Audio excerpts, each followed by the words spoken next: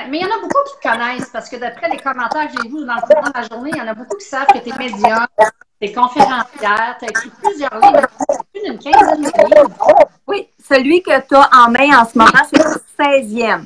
Ton 16e, ben, félicitations. J'ai vu que tu avais écrit ça tout à l'heure. Je vais t'avouer que j'ai lu ce livre-là en 2-3 soirs. J'étais incapable de le lâcher. C'est un super de bon livre pour prendre conscience de l'importance de préparer sa mort, entre autres. Se poser des questions, on a beaucoup de prise de conscience. Puis aussi être capable d'accompagner nos défunts dans l'au-delà. Oui, oui. Ton intention derrière l'écriture de ce livre-là, c'était quoi en premier lieu? Bien, en premier lieu, c'était d'aider les défunts à avancer dans leur lumière. Parce que moi, je crois que il y a beaucoup de gens qui pensent qu'une fois qu'on décède, on arrive de l'autre côté, on est en vacances, on est tout de suite dans la lumière, c'est fait, c'est fini, merci, bonsoir. Mais la réalité, c'est autre chose. La réalité, c'est qu'il y a de plus en plus de défunts qui, lorsqu'ils arrivent de l'autre côté, ben ils comprennent pas qu'ils sont décédés. Il y a de la confusion, ils savent pas s'il y a quelque chose qui existe après la vie. Donc, initialement, le premier but de ce livre-là, c'était qu'on fasse des prières pour aider nos défunts à rejoindre la lumière. Mais tout en l'écrivant, j'ai mélangé certains autres extraits de mes autres livres aussi avec avec celui-là. Pour nous-mêmes préparer notre voyage dans l'après-vie. Parce que ce livre-là, il y a pour moi maintenant 2 buts. C'est d'aider les défunts à cheminer, à savoir ils sont rendus où, pourquoi ils nous répondent pas, qu'est-ce qui fait qu'ils peuvent pas nous faire des signes tout de suite, etc. C'est quoi leur évolution? C'est le premier but. Puis ça s'est transformé aussi en préparer sa propre mort. Parce que tout au long des conférences ou tout au long des gens, quand je les rencontre, il y en a beaucoup qui me disent qu'ils ont peur de la mort. Mais dans la réalité, qu'est-ce qui fait peur quand on dit j'ai peur de la mort? C'est l'inconnu, c'est la souffrance au moment du décès, c'est les fantômes, c'est les films d'horreur qui nous envoient plein d'images. Hein? C'est quoi qui nous fait peur réellement par rapport à la mort? Dans ton livre, c'était important de croire en quelque chose. Oui. C'est ça qui m'a le plus surpris. Tout à fait. Puis tu sais, quand je te disais tantôt, il y a de plus en plus de défunts qui ont de la difficulté à avancer de l'autre côté. Ben, c'est une des raisons parce que pendant longtemps, la religion nous a inculqué des croyances. Pendant longtemps, la religion nous a tenus dans un carcan. Que si on est des gentilles personnes, on va aller au paradis, mais que si on commet des péchés, ben on va aller en enfer. Donc, pendant longtemps, on a cru qu'une fois qu'on va mourir, il va y avoir 2 issues possibles à l'après-vie, s'il y a après-vie. Donc, on s'en va soit en enfer ou soit au paradis. Donc, les gens qui ont, par exemple, 50 ans et plus, c'est beaucoup dans leurs croyances. Mais les gens plus jeunes qui décèdent aujourd'hui, que ce soit des gens qui ont une vingtaine d'années, une trentaine d'années, mais ces gens-là n'ont pas grandi avec ces croyances-là. Donc, ils n'ont pas grandi avec la croyance que si on fait des bonnes choses, on va aller du côté du paradis, puis si on ne fait pas des bonnes choses, on va aller du côté de l'enfer. Donc, en n'ayant pas grandi avec ces croyances-là, bien, ils n'ont tout simplement pas de croyances. Est-ce que la vie après la mort existe? Bien, il y en a qui vont dire oui parce qu'ils y croient vraiment, puis il y en a qui vont dire non parce que pour eux autres, c'est des histoires de bonnes femmes, c'est des histoires de voyantes, c'est des histoires, c'est impossible, c'est charlatan. Bon, ils ont toutes ces choses-là. Donc, ces gens-là vont arriver dans un univers parallèle qui est l'après-vie, mais pour eux, comme rien n'existe, ben ils vont être dans la noirceur. Puis la noirceur, c'est pas nécessairement, mon Dieu, des fantômes épeurants, des esprits. Non, la noirceur, c'est la confusion. C'est tout simplement, imaginez qu'on est dans une maison, dans une pièce, dans une maison où c'est le noir total, qu'on est assis sur une chaise, puis qu'on attend. Puis qu'on attend, puis qu'on attend. On voit rien, on sent rien, mais il y a des pensées qui nous traversent l'esprit, il y a certaines émotions qu'on peut ressentir, mais il se passe rien. Donc, il y a des âmes qui se retrouvent là. Puis, c'est pas l'enfer, cet endroit-là. Moi, je l'appelle, ben, c'est-à-dire, c'est pas moi qui ai donné le nom, mais je vais le placer dans cette catégorie-là, ce qu'on appelle les limbes. Tu sais, anciennement, la religion catholique, c'est eux, hein, c'est la religion catholique qui ont inventé le mot les limbes. Et dans les limbes, ben on le sait, hein, on disait avant que c'était les enfants qui étaient nés puis qui étaient morts à la naissance, mais qui n'avaient pas eu le temps d'être baptisés, ou tous les êtres qui avaient des maladies mentales. Ben, l'Église en voulait pas. L'Église pensait que c'était le diable, Satan, le démon. Fait que tous ces êtres-là s'en allaient dans les limbes. Mais dans la réalité, il n'y a rien de ça dans les limbes. Au contraire, ceux qui sont dans les limbes, c'est-à-dire que cet endroit-là est un endroit de noir total, ben c'est les gens qui sont athées. C'est les gens qui n'ont aucune croyance. Alors, c'est pour ça que oui, dans mon livre, je dis...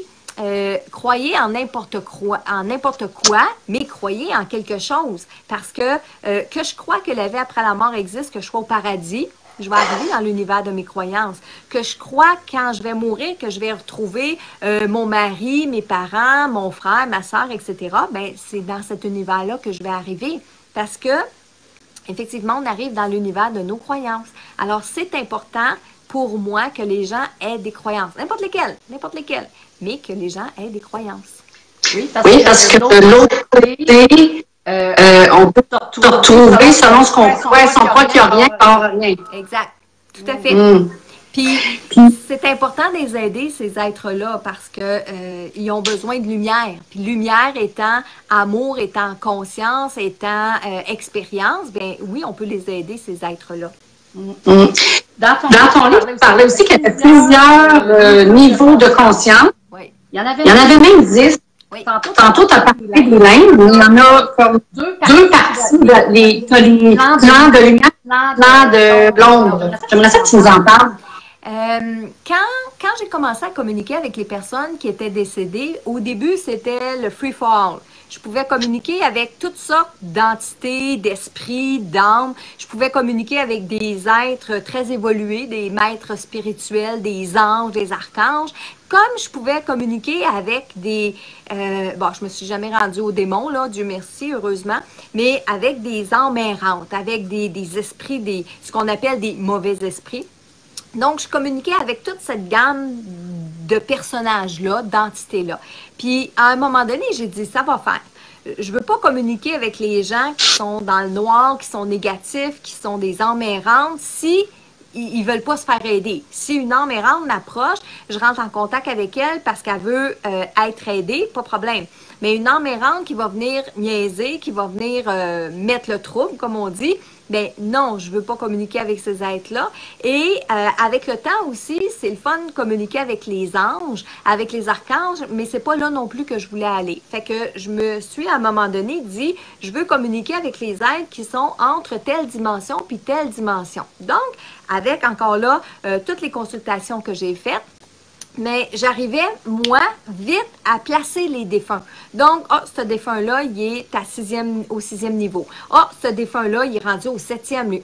Ce défunt-là, il est rendu au 9e. Donc, moi, je le faisais automatiquement. Mais quand j'essayais de l'expliquer aux gens, tu sais, les gens disaient, est-ce que mon père est dans la lumière? Ben, il est dans la lumière, mais pas trop dans la lumière. Ben là, mais oui, mais c'est quoi, Marilyn? Dans la lumière ou pas dans la lumière? Mais là, c'est là que j'ai commencé à expliquer aux gens, c'est pas un endroit où est-ce qu'ils sont dans la lumière ou ils sont dans le noir. Il y a c'est comme un gradateur quand tu es dans la cuisine, puis tu mets t'as pas la même ambiance quand tu reçois ta famille ou quand tu reçois ton amoureux. Donc, quand les personnes décèdent, je me suis faite, moi, une échelle que j'appelle mon échelle à 10 niveaux.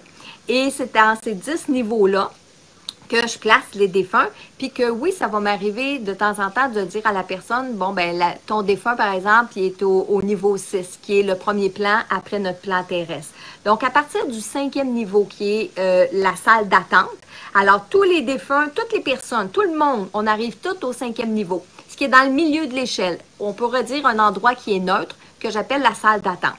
Et c'est à partir de là que le défunt va aller dans l'univers de ses croyances. Puis ça dépend de la façon dont il décède, ça dépend de sa personnalité, ça dépend de ses croyances. Mais là, soit il va s'élever, donc va monter dans les mondes de lumière, ou soit il va s'abaisser et baisser dans les mondes de l'ombre.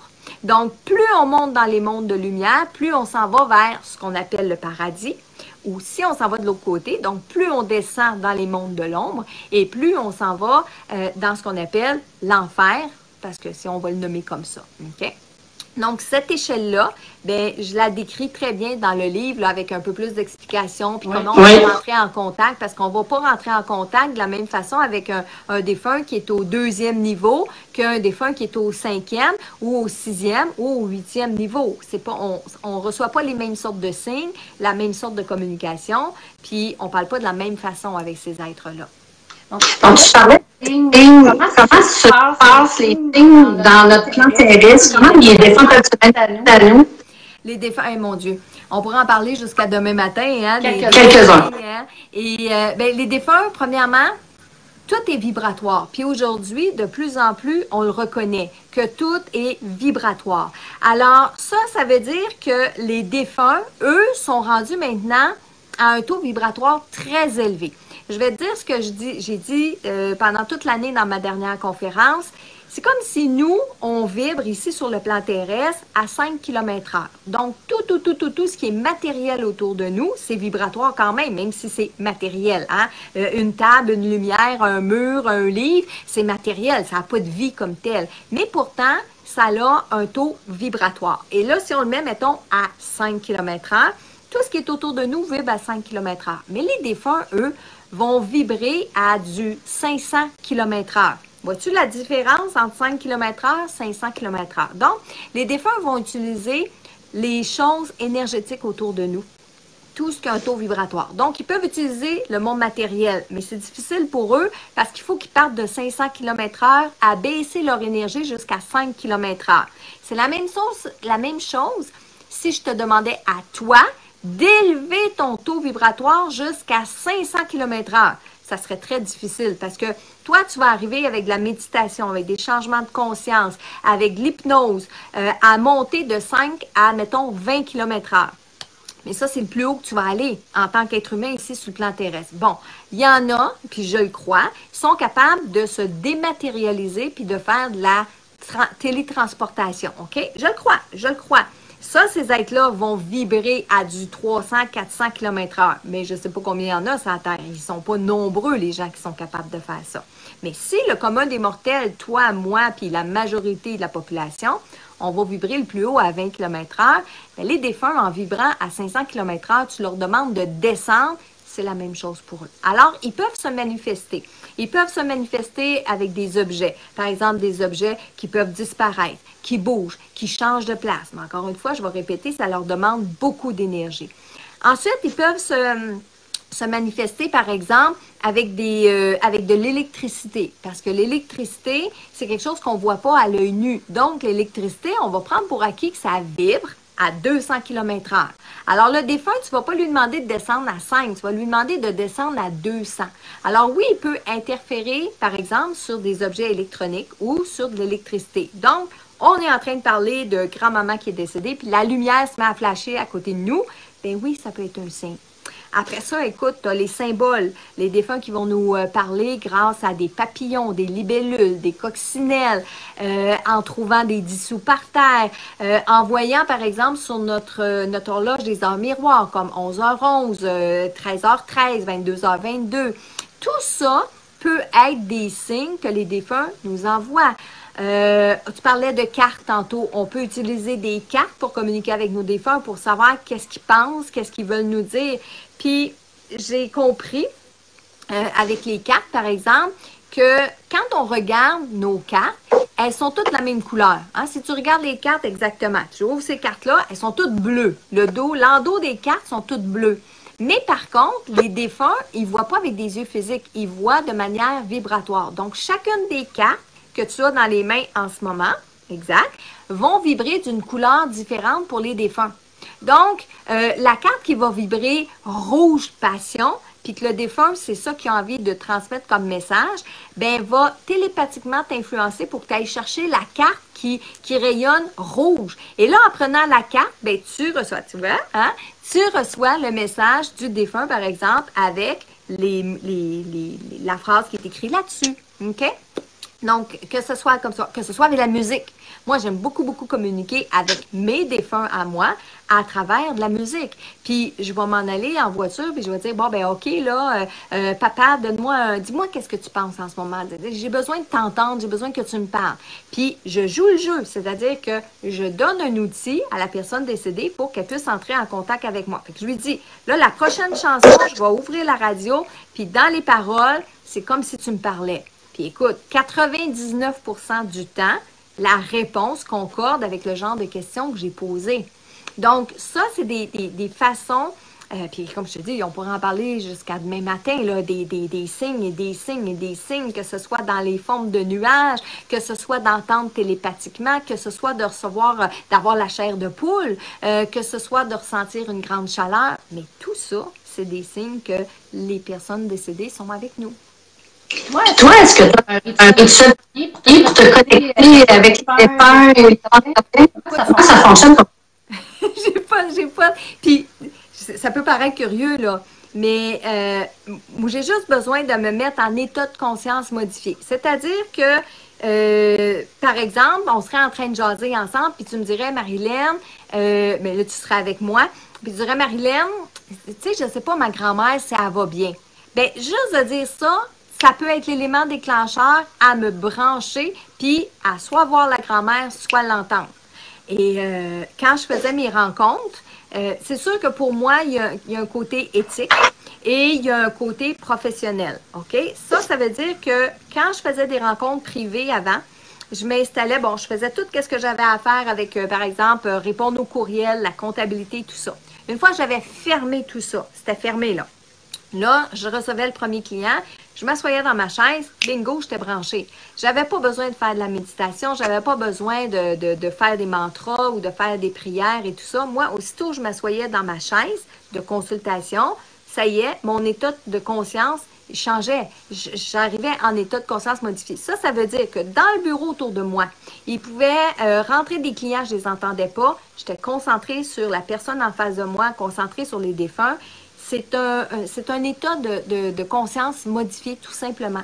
Alors, j'ai appris avec le temps à être dans cet état de conscience modifié-là dans une fraction de seconde. Donc, non, je n'ai pas besoin d'établir de rituel avant.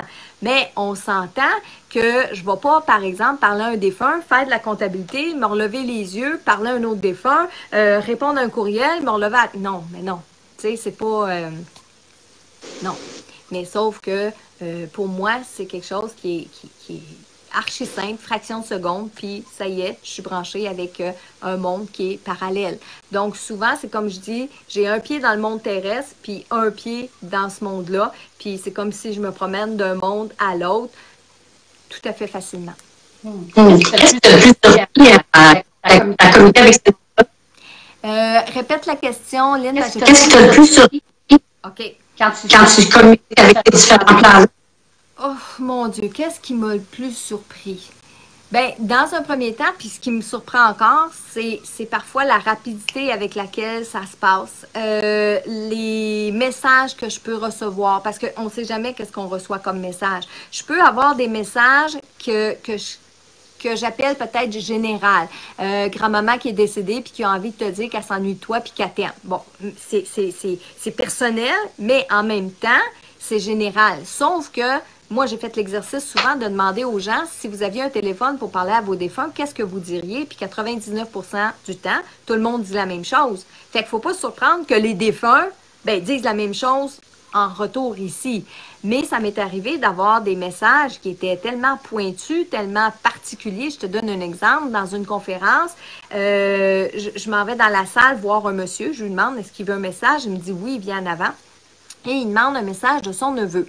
Alors, tout de suite, j'entre en contact avec le neveu et je commence à transmettre le message du neveu qui parle à son oncle. Puis il dit, au début, ça ressemble un peu à des banalités, jusqu'à temps qu'il dise oud de char, oud de char. Là, oud de char, je ne sais pas tu dire ça, mais j'ai appris avec le temps qu'il faut que tu dises tout ce que tu entends. Parce que pour moi, ça ne veut rien dire, mais on ne sait jamais pour la personne en face de nous. Fait que je dis, votre neveu n'arrête pas de dire oud de char, il est content, il est de bonne humeur, mais je comprends pas.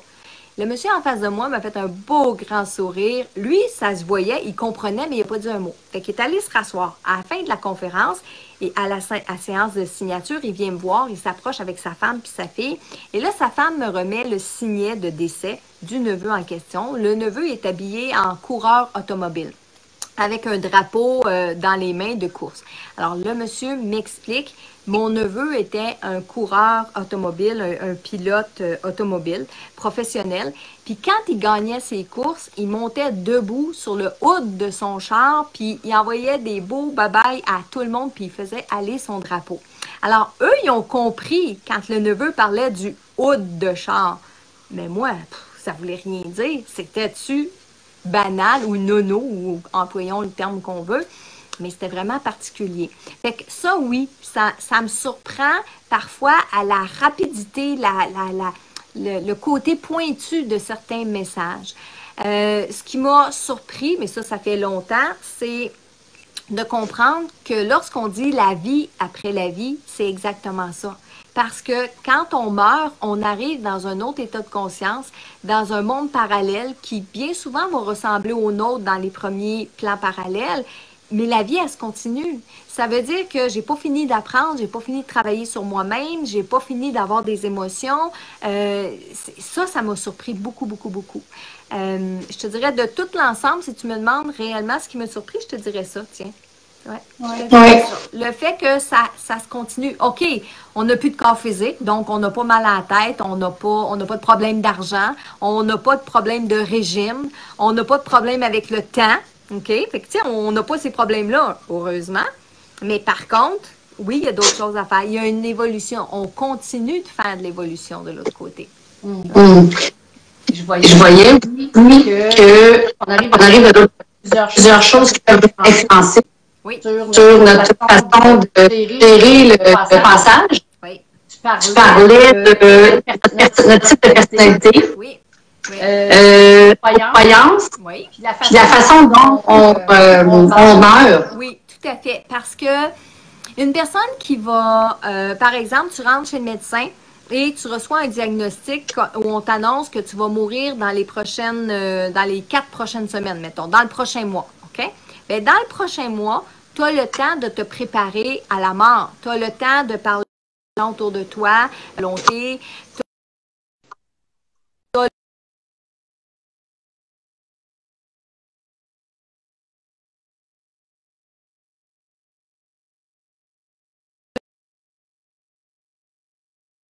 Tu vas mourir, tu arrives de l'autre côté, tu es préparé à la mort. Alors, quand tu vas te réveiller de l'autre côté, puis que tu vas réaliser que tu es décédé, tu vas dire, bon, ben, ça y est, c'est arrivé, finalement, je suis partie parce que tu étais préparé à ça. Mais quelqu'un qui décède d'une manière subite, que ce soit par exemple dans une crise de cœur, un ACV, un accident de la route, un assassinat, on décède subitement. Et des fois, les gens, quand ils arrivent de l'autre côté, changent d'état de conscience, ils ne réalisent pas qu'ils sont décédés. Alors ça peut être une des raisons qu'il y a de la confusion dans l'avancement de l'autre côté. Ensuite, personnalité. Autant quand on veut communiquer avec nos défunts, qu'autant quand on veut comprendre s'ils sont bien de l'autre côté, s'ils avancent dans la lumière, mais ça dépend ici sur le plan terrestre.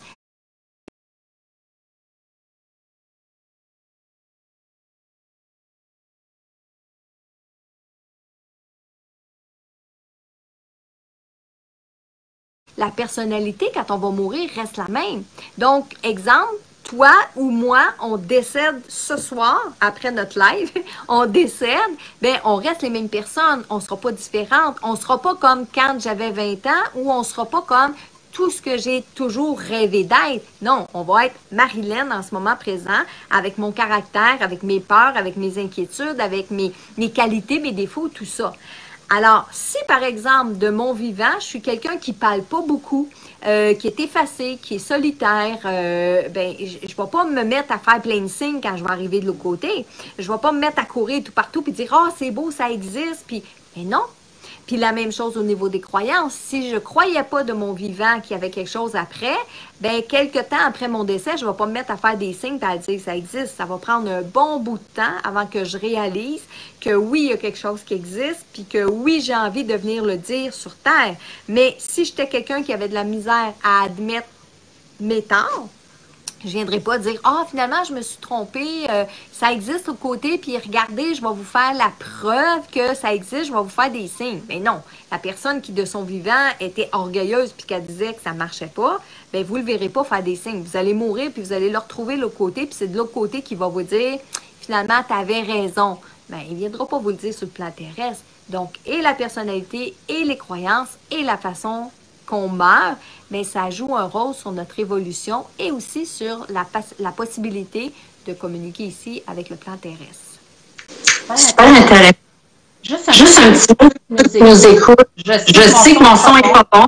J'ai essayé de le régler de trois manières, ça ne fonctionne pas. Puis j'ose pas arrêter la conversation. Je me dis, je te laisse plus parler, comme tu peux voir. Je trouve que c'est ton message qui est important. Donc, désolé pour ceux qui nous écoutent. Je vais essayer de régler ça la prochaine fois.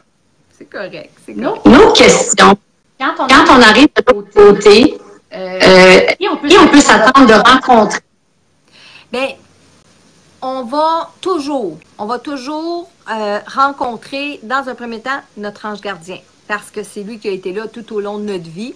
Il y en a qui vont mourir puis qui ne sauront même pas qu'il y avait un ange gardien dans leur vie. Parce que c'est pas tout le monde qui sait qu'on a tous un ange gardien unique à nous dans notre vie. Alors, mais la première personne qu'on va retrouver de l'autre côté, ça va être notre ange gardien. Et quand je dis la première personne, c'est la fraction de seconde où on est en train de mourir. Parce qu'à partir du moment où on réalise qu'on est décédé, les personnes qui sont là, c'est les personnes qu'on a aimées. Mais c'est les personnes qu'on a aimées qui sont, eux, dans la lumière. Parce que si, par exemple, quelqu'un décède d'un accident puis qui ne comprend pas qu'il est décédé puis qui s'en va dans les mondes de l'ombre en confusion, bien moi, quand je vais mourir puis je m'en vais dans les mondes de lumière, je ne verrai pas tout de suite cette personne-là parce qu'elle n'est pas dans les mondes de lumière. Alors, il y a ça. Donc, il faut que les personnes soient dans la lumière et là, on les retrouve. On retrouve, et ça, c'est important de le souligner, les personnes qu'on a aimées et les personnes qu'on a le goût de voir. Parce que j'ai déjà rencontré, puis ça m'avait allumé une lumière. En consultation, j'étais avec une jeune femme qui venait pour communiquer avec une personne X. Puis à un moment donné, tout en parlant de la consultation, j'ai vu une personne, un monsieur assis dans le fond de la salle, dans le fond de mon bureau, c'était un défunt. Il était assis, un monsieur d'un certain âge, puis il y avait des bonbons dans sa main, puis il bougeait les bonbons dans sa main. Fait que moi, je suis contente de dire à la personne en avant de moi, « Oh mon Dieu, il y a une autre personne dans le bureau avec nous, je pense que c'est votre grand-père. » Et là, je lui raconte comment je vois le monsieur. Et la madame est venue blanche. Et elle a dit, « Je veux pas le voir. » Fait que là, j'ai compris tout de suite qu'il y avait eu des problème avec le grand-père. Hein? On s'imagine le problème. Et elle est devenue toute raide, toute blanche, toute je veux pas parler avec lui. Et ça m'a fait réaliser quelque chose. Oui, dans la communication, ce personnage-là, il est venu pour parler à sa petite fille. Mais dans la réalité, on meurt, on ne va pas retrouver les gens qu'on ne veut pas voir.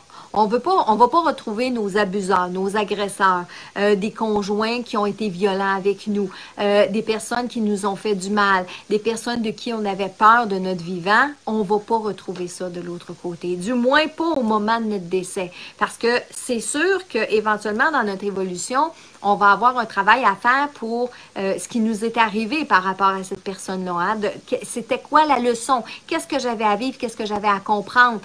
Ça, on va avoir à le faire de l'autre côté, mais pas en arrivant. Là, c'est comme si on arrivait en première année, puis on recevait des devoirs pendant 5 heures à tous les soirs, de l'algèbre, puis de l'anglais. On ne fait pas ça en première année. Alors, même chose quand on arrive de l'autre côté. On retrouve ceux qu'on a aimés, on retrouve ceux qu'on veut voir, à condition que ces mêmes êtres-là soient eux-mêmes dans la lumière.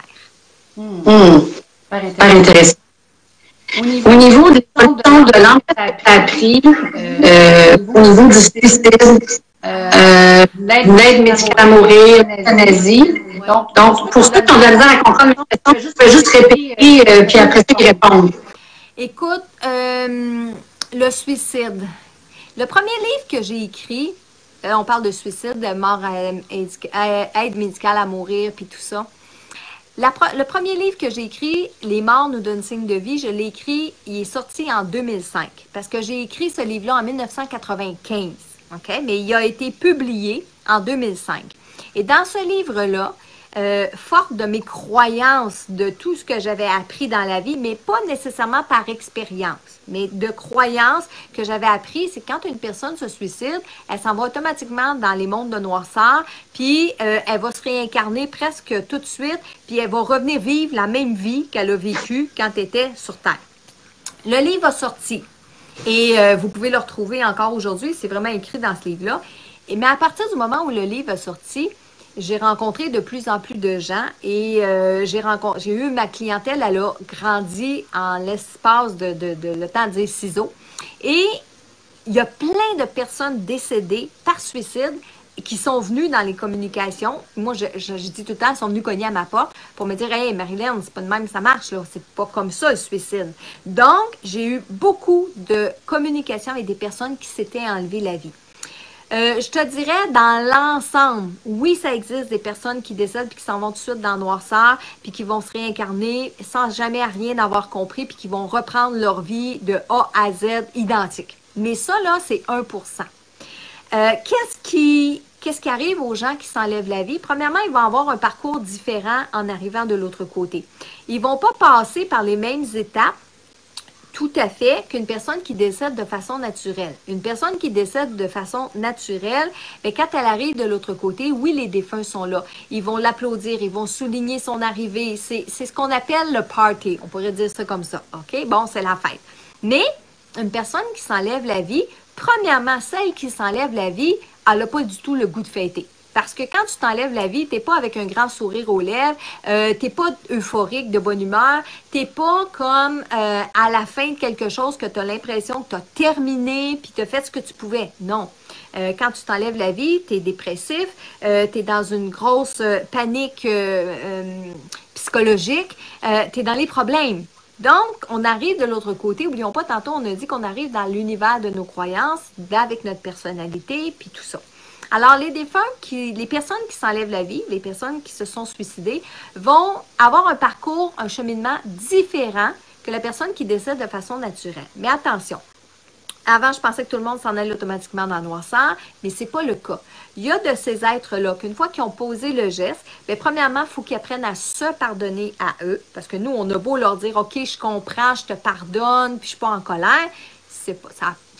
Pas que ça n'a pas d'importance, mais c'est la personne qui vient de s'enlever la vie qui doit réaliser. Parce qu'elle vient de réaliser qu'elle vient de mettre fin à son contrat d'âme, parce qu'une âme ne va jamais choisir le suicide. C'est pas une mission de vie, le suicide. Un suicide, c'est un mental malade, une personne qui a des problèmes, qui va, sous l'influence de ce que sa tête va lui dire, va poser le geste. Donc, c'est un humain qui va faire un suicide et non jamais une âme. Alors, quand on arrive avec, on retrouve notre âme à 100% et que là, on se rend compte de ce qu'on vient de faire comme geste, on n'est pas fiers de nous et on doit se pardonner. À partir du moment où on chemine là-dedans, une personne qui se suicide va monter dans la lumière. Puis quand elle va revenir sur le plan terrestre, parce que je crois à la réincarnation, on va revenir sur le plan terrestre, cette personne-là, ce qu'elle aura vécu dans sa vie, elle n'aura pas besoin de le refaire parce qu'elle va l'avoir déjà fait. La leçon est déjà là. Mais ce qu'elle n'aura pas réalisé, ce qu'elle n'aura pas compris qui va l'avoir amené au suicide, ça, par exemple, c'est unanime, les défunts nous l'ont dit, bien, ils vont recommencer. Donc, si tu t'es suicidé parce que tu as eu une grosse peine d'amour, bien, tu vas revenir sur Terre puis tu vas revivre une grosse peine d'amour. Parce que la raison du pourquoi on vit des peines d'amour, c'est qu'on a des choses à comprendre là-dedans. On a des choses à comprendre par rapport à notre confiance en nous, par rapport à la confiance aux autres, par rapport à l'amour, par rapport à la dépendance, par rapport à l'affection. En fait, ça englobe beaucoup de choses à comprendre quand on a une peine d'amour. Alors, il y a beaucoup de travail à faire là-dedans. Fait que là, oui, l'âme va revenir dans une prochaine vie, puis va revivre ça. Parce que le but d'une incarnation terrestre, c'est de passer à travers notre mission de vie. Donc, par rapport à tout ce qu'on a besoin de vivre. Donc, une personne qui s'enlève la vie va avoir un cheminement différent. Là, il y a quelques années, quand on a commencé à parler de suicide assisté, j'ai eu beaucoup de questions là-dessus. Puis, je ne pouvais pas répondre parce que j'avais pas de réponse, ni de la part de mes guides, ni de la part de mon ange gardien, ni de la part de défunts. Je n'étais pas capable d'entrer en contact avec des défunts qui avaient choisi l'aide médicale à mourir. Ça ne s'était jamais produit. Tu sais, les concours de circonstances font que j'en ai jamais eu. Fait que je ne pouvais pas répondre. Je pouvais répondre par mon opinion personnelle, mais je ne pouvais pas répondre en tant que médium neutre de ce que c'est et de comment ça se produit. Alors, il y a quelques années, je te dirais c'est il y a 2 ans environ, 1 an, 2 ans, environ 2 ans, j'ai commencé à avoir des réponses par rapport à l'aide médicale à mourir.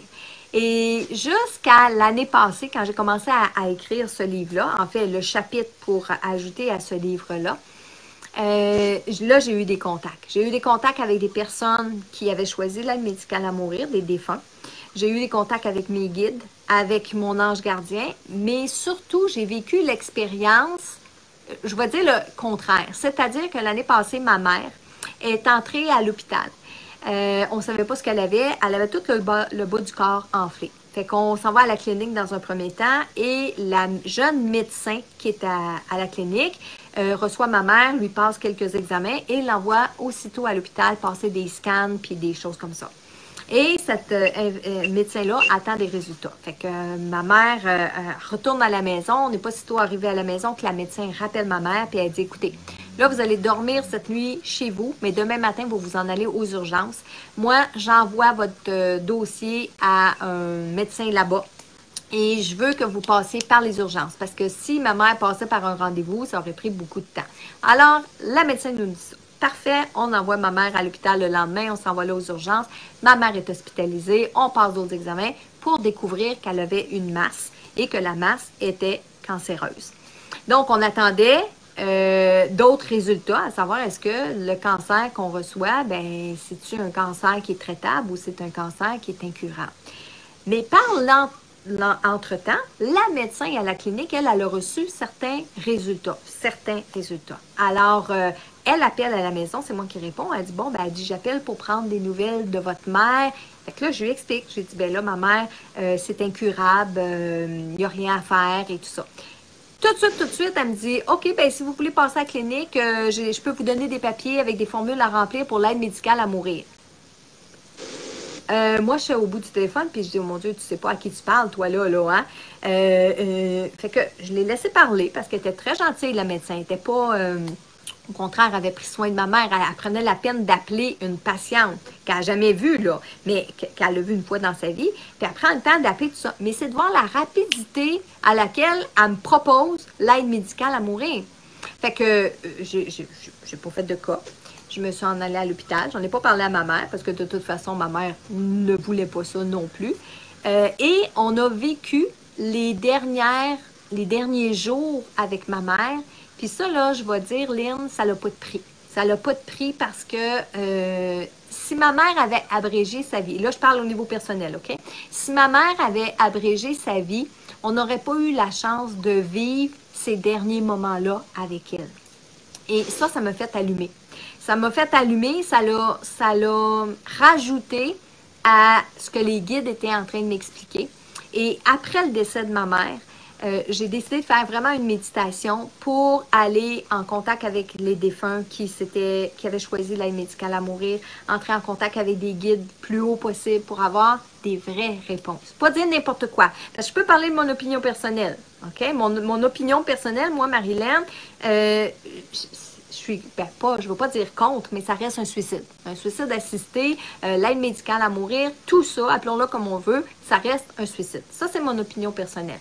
Mais en faisant mes recherches avec les défunts qui ont choisi ça, je n'ai pas parlé à tous les défunts qui ont choisi ça, mais plusieurs, ils sont unanimes là-dessus, ça reste un suicide. Et même par rapport au monde parallèle, les guides en ce moment, les êtres de lumière, les défunts avec lesquels j'ai communiqué n'étaient pas dans la lumière en train de fêter avec leur famille. Ils étaient dans des endroits qui ressemblent un peu à des... alors, comment on appelle ça? Des sanatoriums. Les gens qui sont comme dans des grandes places où il y a des baies vitrées, mais ils ne peuvent pas sortir à cause du système immunitaire, puis qui sont là pour finir leur fin de vie. Bien, je peux te dire que ça existe dans un monde parallèle. Puis les gens qui ont choisi l'aide médicale à mourir se retrouvent dans un lieu comme ça. Ça veut dire qu'ils ne sont pas encore avec leur famille, ils ne sont pas encore dans la lumière, ils ne sont pas en évolution de l'autre côté parce qu'ils terminent ce qu'ils auraient dû vivre ici sur le plan terrestre. Puis, de ce que j'ai cru comprendre, puis ça, c'est pas une opinion personnelle, c'est vraiment ce que j'ai reçu comme message. Par exemple, la personne qui est décédée d'un cancer, puis que pour pas souffrir parce qu'elle pensait souffrir, et je dis bien, je pèse mes mots parce que j'ai fait des recherches, puis 95% des gens en fin de vie ne souffrent pas. Il y a simple parce que, pourquoi? Parce qu'il y a beaucoup de médicaments qui sont administrés pour empêcher les douleurs du patient. Donc, il y a beaucoup de gens qui vont choisir l'aide médicale à mourir par la peur de souffrir, puis la dignité, la peur de ne pas être présentable. OK? Puis encore là, je le répète ce soir, je m'accote sur des recherches qui ont été faites. Je m'accote sur plein d'informations que je suis allée chercher. Et ces gens-là, ben, dans une prochaine vie, ils vont revivre un problème comme ça pour vivre qu'est-ce qu'ils ont à faire en fin de vie. Parce que, tu sais, n'importe quelle maladie, n'importe quel problème qu'on a dans notre vie, c'est pour souligner quelque chose qui ne fonctionne pas bien. C'est pour souligner, on le sait par exemple, le cancer, c'est de la colère refoulée. Alors, quand on a un cancer, il faut aller à la source. On a beau faire des traitements de chimio, on a beau faire tous les traitements, prendre tous les médicaments du monde, puis tant mieux si on a une rémission, mais si le problème n'est pas réglé à la base, il va revenir, ce cancer-là. Parce que toute maladie a un problème sous-jacent lié à des émotions. Alors, il faut les régler. Alors, aujourd'hui, je suis capable de parler de l'aide médicale à mourir en ce sens d'expérience personnelle, d'avoir communiqué avec des défunts, communiqué avec des guides. Puis tu sais, moi, ce qui m'a fait sursauter, c'est quand les guides ont dit « ça va devenir un vrai fléau ». Et quand ils ont dit ça, c'était pas avec un sourire et c'était pas avec je peux dire de la compassion, oui, mais c'était pas comme avec une forme il y avait un sentiment de tristesse, il y avait un sentiment d'impuissance, merci. Il y avait un sentiment d'impuissance quand les guides ont dit ça. Pourquoi? Puis ça, je l'ai soulevé dans le livre comme je l'ai soulevé dans mes recherches. Bien, c'est parce que ça va devenir, on va dire même bientôt, ça va devenir une solution à des problèmes. Ben j'ai une maladie que j'aime pas, ben là je veux l'aide médicale à mourir. Ben moi je veux pas mourir en couche, je veux pas qu'on me nourrisse à la petite cuillère, donc je choisis l'aide médicale à mourir. J'ai un problème de maladie mentale, je suis plus capable de vivre avec ça, ben je veux l'aide médicale à mourir. Et c'est ça qui s'en vient, c'est ça. Puis on entend déjà parler de ça, des gens qui sont exemple, l'Alzheimer. Ah, moi, là, je ne veux pas vivre l'Alzheimer, fait que je veux signer un papier. En ce moment, ça ne se fait pas. En ce moment, on ne peut pas signer un document pour l'aide médicale à mourir au cas où j'aurais la maladie d'Alzheimer. Ça ne se fait pas parce que la personne qui choisit l'aide médicale à mourir, jusqu'au moment où le produit lui est injecté, il faut que la personne soit lucide, consciente, puis qu'elle dise à quelques secondes avant de recevoir, le médecin lui demande encore « Est-ce que vous voulez l'aide médicale à mourir? » Et la personne, il faut qu'elle soit capable d'avoir les deux yeux ouverts, de regarder le médecin dans les yeux, puis de dire « Oui, je suis consciente et je veux l'aide médicale à mourir. » Donc, la personne qui fait de l'Alzheimer, elle ne peut pas. Alors, mais éventuellement, il y a des gens, il y a des regroupements qui sont faits, puis qui se battent pour ça, qui se battent pour avoir le droit de l'aide médicale à mourir s'ils ont tel problème, tel problème, tel problème, tel problème. Et ceci dit, je ne juge personne. C'est des expériences de vie. On le sent dans ton livre. Oui, exactement. Tu sais, je m'appuie sur des faits, puis je le répète, ça a pris des années avant que j'en parle ouvertement. Puis tu vois, ce soir, c'est la première fois que j'en parle publiquement. Parce que j'ai d'abord sorti mon livre, puis ça va être un de mes sujets dans un prochain de mes lives. Puis ça, je sais que les gens l'attendent en mot-à-dit. Mais j'ai pas fait de sortie publique encore par rapport à ça. Pourquoi? Bien parce que, écoute, il y a énormément de jugements. Il y a beaucoup de gens qui vont dire, ben oui, mais tu penses pas aux gens qui souffrent. Mais ça a été prouvé à l'aide de plein de recherches. Il y a à peu près personne qui souffre. Les personnes qui vont souffrir en fin de vie sont les personnes qui sont vraiment, mais vraiment intolérables à certaines médications. Et ça, là, c'est minime. C'est minime le nombre de personnes qui sont intolérables à une certaine médication. Sinon, une fois que tu es en soins de confort, dans les soins palliatifs, tu es en soins de confort, tu peux avoir toute la médication que tu veux quand tu veux. Je me suis fait opérer dernièrement, puis à un moment donné, tu as de la douleur. Mais le médecin, mettons que tu as pris ton médicament, il va dire que la prochaine dose, c'est dans 4 heures. Alors, demande-le pas avant 4 heures. Le médecin va dire non. Il ne te redonnera pas des antidouleurs avant ton 4 heures. Pourquoi? Bien, parce que c'est la santé, c'est l'évolution, c'est... Bon, il y a une personne qui est en fin de vie, là, elle peut demander à avoir des antidouleurs à toutes les... Là, j'exagère, là, mais à toutes les 10 minutes, puis ils vont venir lui donner. Pourquoi? Bien, parce que... il n'y a plus rien à faire pour cette personne-là, là, après. Donc, quand on le dit, les soins de confort, c'est que le médecin peut t'apporter tout ce que tu as besoin comme soins de confort. Mais là, ça reste des choix personnels à chacun. Puis comme je dis, on ne juge pas ces personnes-là. Mais il ne faut pas que les gens non plus pensent que c'est une solution. Parce que ce n'est pas une solution. Ça n'a jamais été une solution et ça ne sera jamais une solution. Et ça va toujours rester un suicide. Une euthanasie. Parce que c'est une femme qui a demandé à changer le terme de suicide assisté d'euthanasie pour l'aide médicale à mourir pour que ça soit moins dramatique quand on le dit. C'est vrai, mais ça n'en demeure pas moins que c'est exactement les mêmes gestes. La personne qui, par exemple, après une peine d'amour par rapport à une grosse dépression, décide de rentrer à la maison, puis prendre une boîte de pilules, puis prendre une bouteille de vodka, puis mélanger pilules et vodka, puis qui se donne la mort, c'est un suicide. C'est exactement la même chose que la personne qui est dans son lit d'hôpital en fin de vie, puis qui décide que jeudi, à 3 heures, c'est là où elle va recevoir l'aide médicale à mourir, puis qu'elle va mourir. C'est mécanique, c'est pas naturel. Donc, comme merci d'avoir osé aborder ce sujet. Oui. C'est très sensible. Oui. L'important, c'est de susciter de la réflexion. Oui. C'est ça qui est important. Ben oui, parce que tout comme les personnes qui s'enlèvent la vie, peu importe l'âge qu'ils ont, peu importe les problèmes qu'ils ont, quand ils vont arriver de l'autre côté, ils vont faire face à leur choix. Mais il y a de l'espoir pour ces gens-là. Là. C'est pas, on ne va pas les damner, ces âmes-là. On ne va pas les pointer du doigt, on ne va pas les juger, on ne va pas les laisser de côté. Au contraire, ces êtres-là ont besoin encore bien plus de nos prières, ont encore bien plus besoin de notre amour. On va les aider. Donc, la personne qui arrive à 80 ans puis qui décide que c'est assez pour elle, qu'elle ne veut plus vivre par rapport à la maladie qu'elle a, par rapport à la situation qu'elle a, puis qu'elle décide de prendre l'aide médicale à mourir, bien, c'est la même chose. On ne va pas la juger, puis on ne va pas la pointer du doigt, puis on ne va pas lui dire tant pis, puis non, on va l'aider. Au contraire. Mais effectivement, c'est une bonne réflexion à faire dans notre choix de fin de vie. Mais ce que je peux dire maintenant par expérience de communication, c'est que les êtres de lumière de l'autre côté, ben ils sont un peu, en bon québécois, sont un peu découragés puis impuissants par rapport à ce que l'être humain décide de faire en ce moment avec ça. Ouais. Dernière question. L'importance de la prière pour nos défunts. Oui.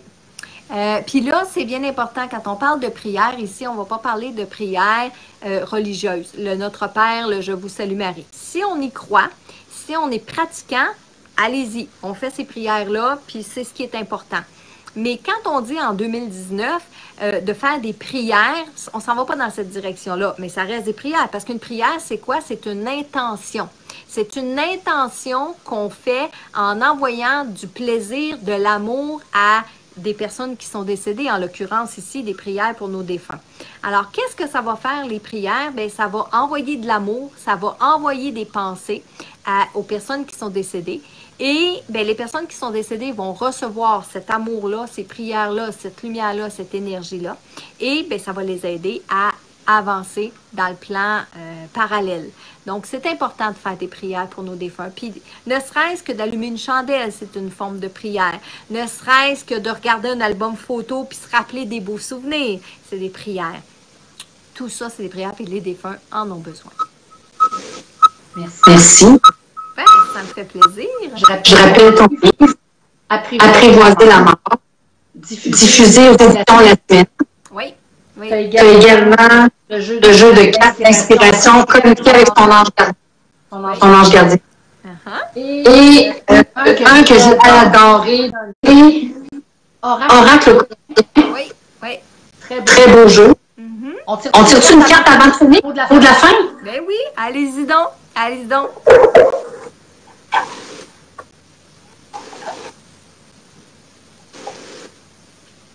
Préparez-vous à déménager. Oh! Qu'est-ce que ça veut dire? Ben écoute, veux-tu rire? Je déménage samedi.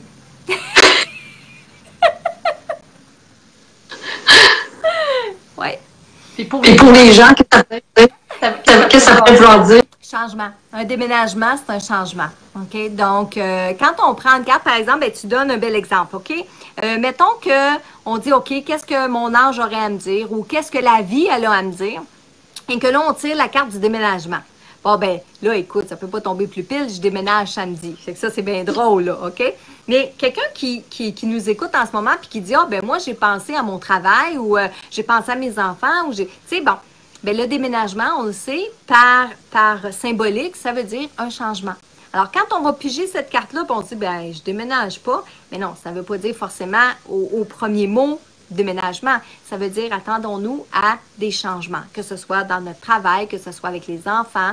Ça peut être un des enfants qui vous arrive puis qui vous annonce que il va suivre des cours dans une ville qui est plus éloignée que où vous habitez. Ça peut être votre gars qui vous annonce qu'il y a une nouvelle blonde puis qui va être de plus en plus chez cette nouvelle blonde-là. Ça peut vouloir dire beaucoup de choses. Puis ça, c'est important d'interpréter ça avec nos émotions puis avec nos expériences de vie. En tout cas, c'était une super belle soirée. Vraiment, certains que les gens ont beaucoup appris. Et c'est dommage que mon son soit pas bon. Je vais essayer de corriger ça par la suite. Oui. Pour que les gens puissent le regarder en différé. Oui, tout à fait. Donc, merci infiniment. J'ai adoré ta présence lumineuse. Belle âme. Beaucoup de contenu. J'aime beaucoup ta bienveillance aussi. Merci beaucoup. Ben, merci à toi, Lynn. Ça m'a fait plaisir. Merci pour l'invitation. J'espère te voir en personne bientôt. Ben, écoute, on s'organisera. À partir du printemps, là, je vais être plus disponible. Pas de problème. En tout cas, merci de nous faire réfléchir sur le sujet. Je pense que c'est super important. Oui, tout à fait. Merci. Je te souhaite une bonne soirée. Merci, toi aussi. Bye. Bye.